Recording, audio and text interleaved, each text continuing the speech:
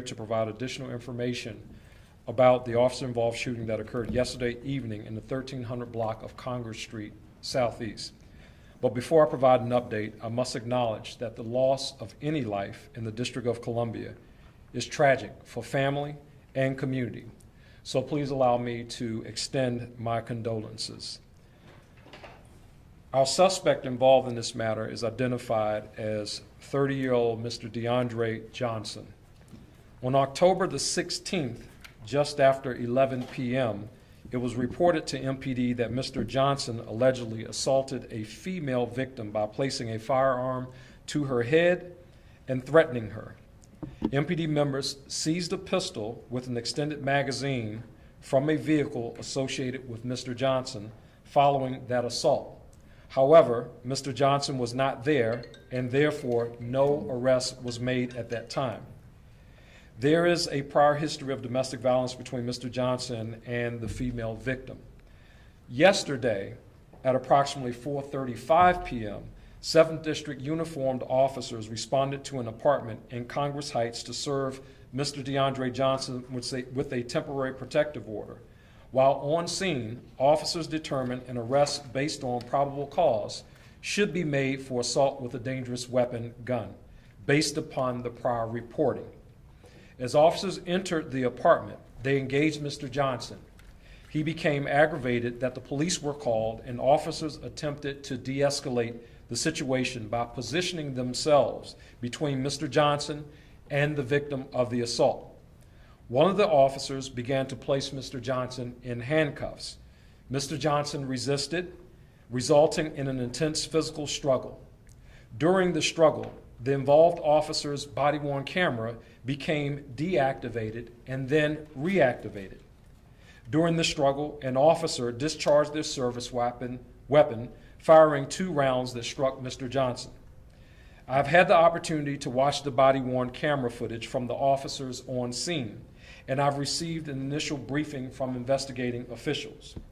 Based upon initial interviews, it was reported that Mr. Johnson grabbed one of the officer's firearm while in the holster. It can be heard on the body-worn camera, one officer stating, "He's got my," while almost simultaneously an officer discharged their weapon, striking Mr. Johnson in the back. Due to the positioning of the bodies during the struggle, the camera vantage is limited and does not clearly capture all aspects of the struggle.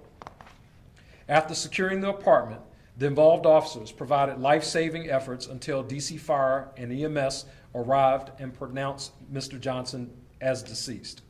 The United States Attorney's Office will conduct an independent, complete, thorough, and fair criminal investigation into the matter.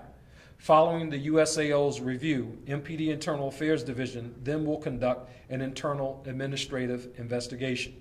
Pursuant to agency policy, the officers involved are placed on administrative leave. The MPD team, in coordination with the Department of Behavioral Health, is currently in communication with Mr. Johnson's family, sharing information and video footage, while also working to prepare the community briefing video for release under District of Columbia legislation. I can now take any questions you may have. Was there a time that Mr. Johnson actually pulled the officer's gun from his holster? Not that you can conclusively see on the video, no. So there was a time when Mr. Johnson reached for the officer's gun but never had it in his possession?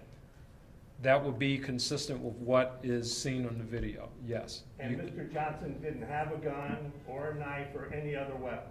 It does not appear. The only other piece of evidence that was recovered inside of the house, or one of the additional pieces of evidence that was recovered, was a magazine to a firearm, but it was no firearm recovered. And there were 3 officers on the scene involved in this operation? That's correct. And Mr. Johnson was the only suspect? That's correct. Do you think there were other things those officers could have done short of shooting him to settle this? Well, it's really kind of hard to say at this point. The officers obviously engaged in de-escalation tactics. I think people will see that as they review the video. do not have the vantage point of the officer who was involved to make that assessment. But I think that as we go through the investigation, based upon what's been reported, as the U.S. Attorney's Office conduct their piece, they'll be able to perhaps get closer to that answer to determine whether or not this is a criminal matter or an administrative matter for us to resolve.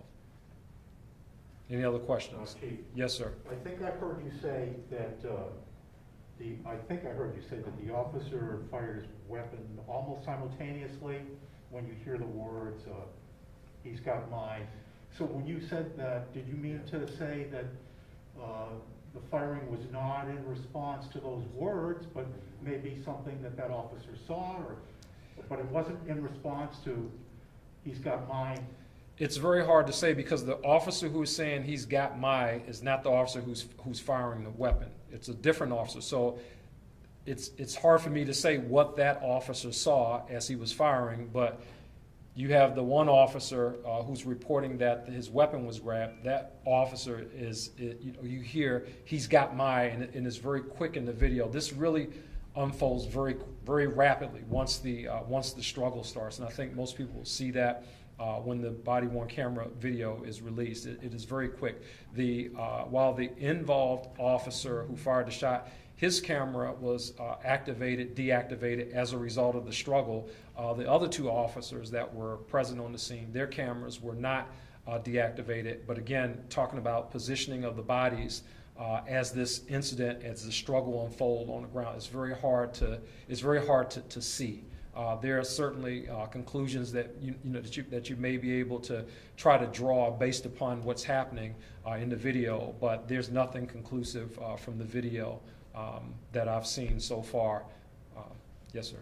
Sir, did you or could you estimate the length of time the encounter was? Less than a minute, probably. From the top point of the struggle, there was initial conversation once the officers arrived, as they engaged Mr. Johnson.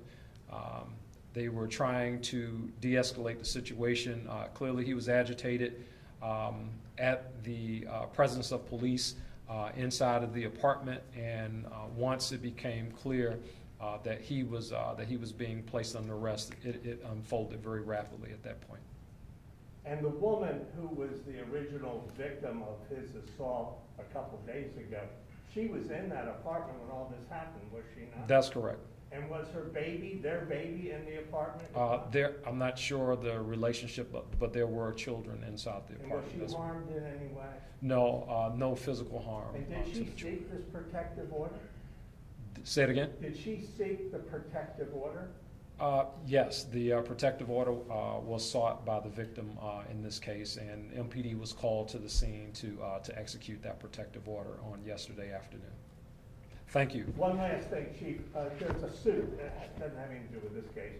Some cadets apparently have filed a harassment suit against the department. Are you aware of it?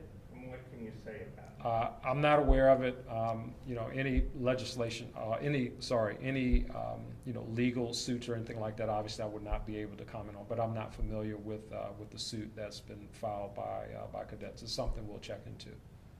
Thank you. Did you say that there were Department of Behavioral Health people on the scene, or just 3 officers? The Department of Behavioral Health people were present with the family when we showed the video, not on the scene of this incident. Thank you. Thank you.